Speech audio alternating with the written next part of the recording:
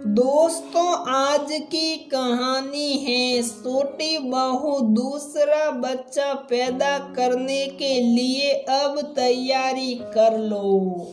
दोस्तों, कहानी शुरू करने से पहले अगर आपने हमारे चैनल को सब्सक्राइब नहीं किया है तो सब्सक्राइब कर लीजिए ताकि आपके पास पहुंचे हर नया वीडियो। आज नेताजी बहुत खुश थी। सुबह सुबह उनकी बहू ने खुश खबरी जो दी थी उनकी बड़ी बहू सुहाना ने बताया कि वह दोबारा मां बनने वाली है। उनकी बड़ी बहू के पास एक बिटिया है जो 3 साल की हो चुकी है। नेताजी कई बार बड़ी बहू से बोल चुकी थी कि जब तक उनका शरीर चल रहा है वह उस दौरान एक और बच्चा कर ले। अभी तो वह उसका साथ दे सकती हैं, बाद में बुढ़ापा आने पर वह काम नहीं कर पाएंगे। नेताजी के 2 बेटे हैं, बड़ा बेटा रवि और छोटा बेटा महेश।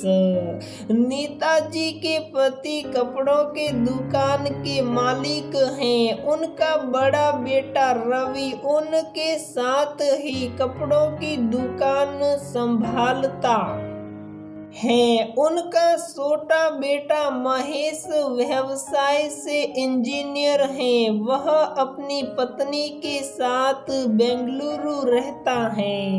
छोटे बेटे की शादी को अभी 6 महीने ही हुए हैं। छोटे बेटे की पत्नी कविता भी एक इंजीनियर है और वह दोनों ही बेंगलुरु में काम करते हैं। 1 महीने पहले ही छोटे बेटा बहू उनसे मिलने दिल्ली आए थे। 15 दिन रुक कर वह वापस चले गए। नेताजी ने छोटी बहू को भी जल्दी ही मां बनने का आशीर्वाद दिया। बेटा, अब तुम पियो की जिम्मेदारी मुझे सौंप दो। मुझे धीरे धीरे इसके सब काम समझा दो, इसकी समय सारणी बता दो ताकि धीरे धीरे हम दोनों एक दूसरे के साथ समायोजित हो जाए। अरे माँ, आप अभी से इतना क्यों सोच रहे हैं? सब कुछ धीरे धीरे व्यवस्थित हो जाएगा, सुहाना ने नेताजी से कहा। तब नेताजी ने बोला, सुहाना, इंसान गलती कर ही सीखता है और जो गलती मैंने की मैं उसके लिए आज तक पछता रही हूँ। अब मैं नहीं चाहती कि वह गलती तुम दोहराओ। क्या हुआ माँ? आप किस गलती की बात कर रही हैं? सुहाना ने अपनी जिज्ञासा शांत करने के लिए पूछा। दोनों सास बहू साथ में मिलकर मटर सील रही थी। मटर सीलते सीलते नेताजी ने अपने आप बीती सुनाई।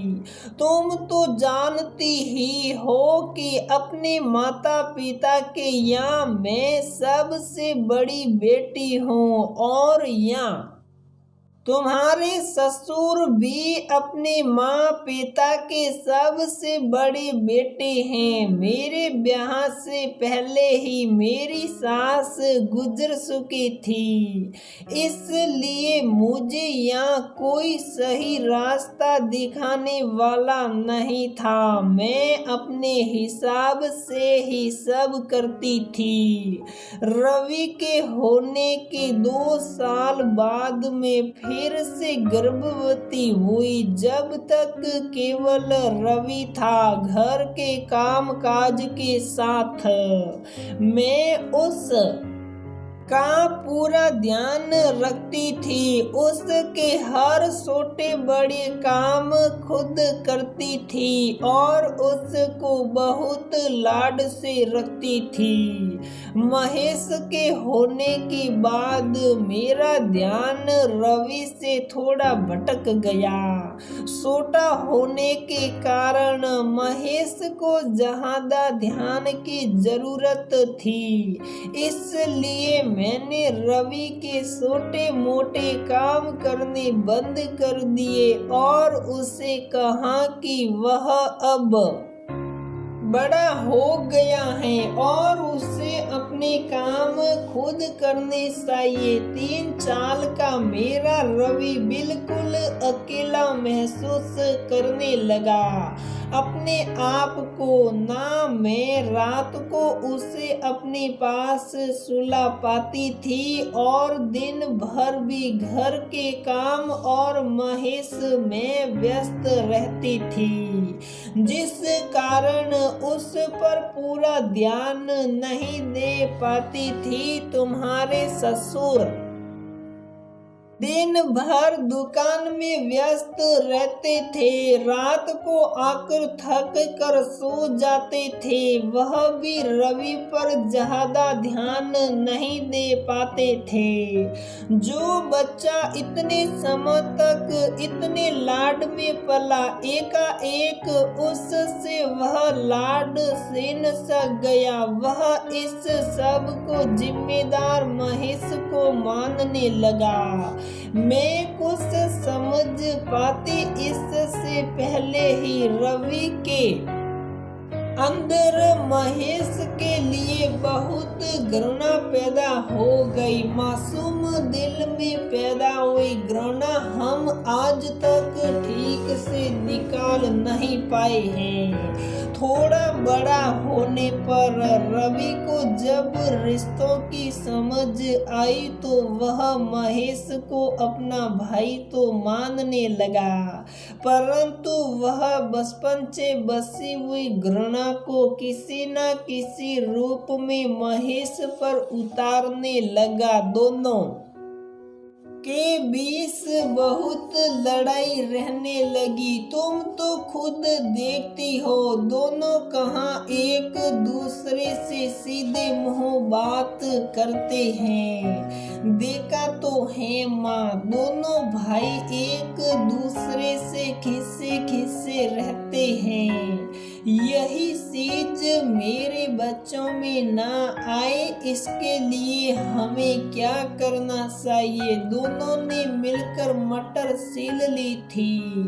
पीहू अंदर सो रही थी। सुहाना को पीहू के रोने की आवाज आई तो वह बात बीच में ही छोड़कर अंदर चली गई और उसके सास चाय बनाने चली गई। फिर नेताजी ने सुहाना को चाय के लिए आवाज लगाई तो सुहाना बाहर आ गई।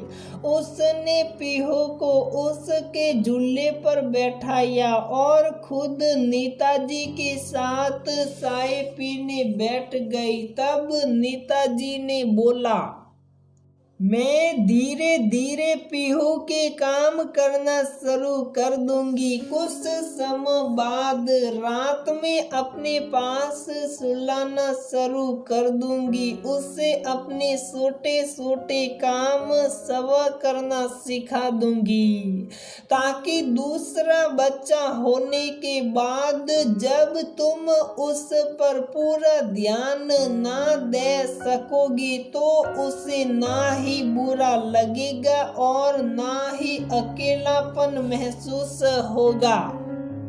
उसे तो मैं प्यार से तुम्हारा दूसरा बच्चा होने तक बहुत आत्मनिर्भर बना दूंगी। उसके मन में उसके आने वाले भाई या बहन के लिए अभी से ही प्रेम का बीज बोना शुरू कर दूंगी।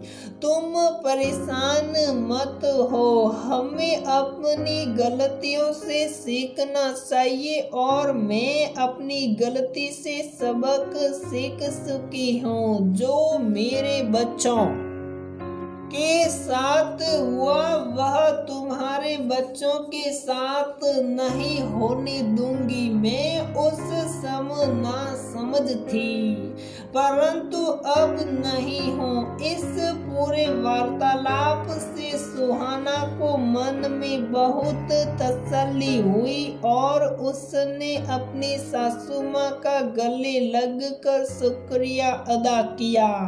फिर दोनों सास बहू पीहू के साथ खेलने लग गए। प्रिय दोस्तों, इस कहानी के द्वारा मैं आपका ध्यान इस बात पर आकर्षित करना चाहती हूँ कि जब भी हम दूसरा बच्चा प्लान करें तो ये हमारी पूरी जिम्मेदारी बनती है कि हम पहले बच्चे को भी उसके लिए मानसिक तौर से तैयार कर दे, ताकि उसके मन में अपने छोटे भाई या बहन के लिए आक्रोश या घृणा कभी ना पैदा हो। हमें धीरे धीरे बड़े बच्चे को आत्मनिर्भर बनाना चाहिए, ताकि जब हम बाद में उसके काम ना कर सके तो उसे किसी भी तरह की परेशानी ना महसूस हो और ना ही अकेलापन महसूस हो। उसके मन में अपने होने वाले भाई या बहन के लिए पहले से ही बहुत प्यार भर देना चाहिए। तो दोस्तों, हमारी ये कहानी यहीं पर समाप्त होती है। अगर आपको हमारी ये कहानी पसंद आती है तो प्लीज वीडियो को लाइक करें, शेयर करें और हमारे चैनल को सब्सक्राइब जरूर करें।